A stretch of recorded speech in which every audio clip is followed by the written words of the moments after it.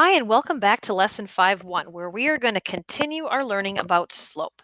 Before we begin, let's review what we learned yesterday about finding slope of a line. Remember that slope is a number that describes the steepness of a line. That number could be a proper fraction, an improper fraction, an integer, or a whole number. The slope of a line could be positive, where it rises from left to right. It could be negative, where it falls from left to right. The slope of a line could also be zero or undefined. The slopes that are zero and undefined are often confused. Be sure that you know the difference between those two. Depending on the information that you're given, you can find slope three different ways. If you're given a graph, you just find the ratio of rise to run of the points on the graph. If you're given just 2 points, you use the slope formula. And if you're given a table, then you just find the change in y over the change in x. The goal today is to understand that the words slope and rate of change are the same thing. Those two words are completely interchangeable. When finding slope of real-world situations, it's often referred to as finding the rate of change. We're going to take a look at two real-world situations. So in your notes, you're going to see the growth of a small plant example. We're going to first find the slope or rate of change from the table. And remember, in a table, this would be our x and this would be our y.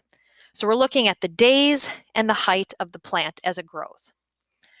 So I can see that if I'm finding the slope from a table, I'm going to find change in y, which is plus 2, over change in x, and that's plus 3. So my slope would be 2/3. Well, what does that even represent? We're talking about the growth of a plant. What does 2/3 mean? What is the rate of growth? Well, think that the height is where we see the plus 2. That's inches. So plus 2 inches for every 3 days. That's the rate of growth. 2 inches every 3 days. That's what the 2/3 means.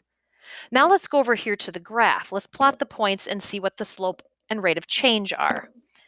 So over 2 up 1. So that's on day 2, the plant is 1 inch tall. And then we've got 5, 3. Day 5, it's 3 inches tall. And day 8, it is 5 inches tall. Just by looking here, I can see that the rate of growth is consistent. It's constant. Constant rate of growth or constant rate of change. And that's what slope is. So let's find our slope between the points. That's just simply the ratio of rise, which is 2, and run, which is 3. And that's constant. Up 2 days over 3 inch, up 2 inches over 3 days. Up 2 inches over 3 days. It's a very constant rate of growth. So just by looking at the graph, I can see that the slope, again, is the same thing. 2 to 3, 2/3, or 2 inches every 3 days. So here we can see that slope from a table, slope from a graph, and what slope actually represents are all the same thing. Slope and rate of change are the same. Let's take a look at the second one. This one we're going to be looking at the rate of snowfall on a winter day. So let's first find the slope or rate of change from the table. Here we have time and amount of snowfall. So I can see that the snowfall increases 8 inches, and here it's going up on the x 2 hours. So I could write my slope as 8 over 2, which of course simplifies to 4 over 1, which really is the same as 4. But what does that rate represent? The rate is the rate of snowfall. So I look at what these words mean. This is up 8 inches, this is 2 hours. So that would mean 4 inches in 1 hour. So I would say 4 inches per hour. And that would be the rate of snowfall. Let's go ahead and plot those points on the graph and see if we get the same answer. So I have 2 hours, 8 inches. So over 2 hours, up 8 inches, I'll make a point. 4 hours, up 16.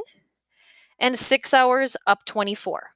Again, do you see that if I were to connect those points, this is a very constant rate of change. The snow is falling at a constant rate. Let's find that constant rate. So finding the slope from a graph, I just simply use rise, which is 8, and run, which is 2. Up 8 over 2. Now remember, we simplified that. We simplified the 8 over 2 to 4 over 1.